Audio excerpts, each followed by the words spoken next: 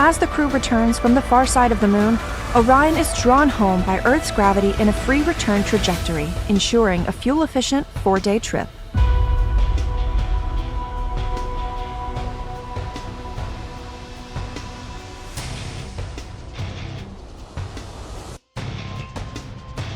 Before entering the atmosphere, Orion's crew module separates from the service module.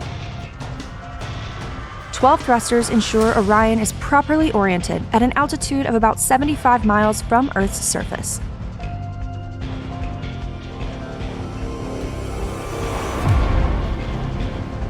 Orion and the crew enter Earth's atmosphere at a speed of nearly 25,000 miles per hour.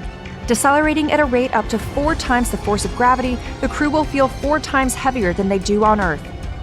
Orion's heat shield protects the spacecraft from temperatures of about 5,000 degrees Fahrenheit, about half as hot as the surface of the Sun. To slow its descent, Orion begins a precise deployment sequence of 11 parachutes. 3 forward bay cover parachutes first separate the protective thermal cover that sits over the chutes.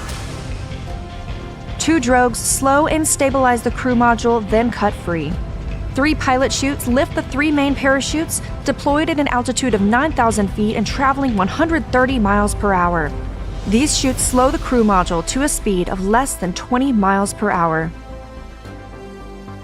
After traveling more than 595,000 nautical miles, Orion splashes down in the Pacific Ocean, about 50 nautical miles from the California coast, just 16 minutes after entering Earth's atmosphere.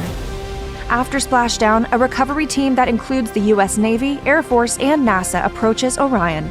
The team ensures it's safe for the crew to exit before divers help the astronauts onto an inflatable front porch, hoist them into helicopters, and fly to the recovery ship. Orion is towed into the ship for its return to Kennedy Space Center. Their mission complete, the crew is flown back to land and step on solid ground for the first time in 10 days. This is Artemis II. Learn more about Artemis at nasa.gov/Artemis.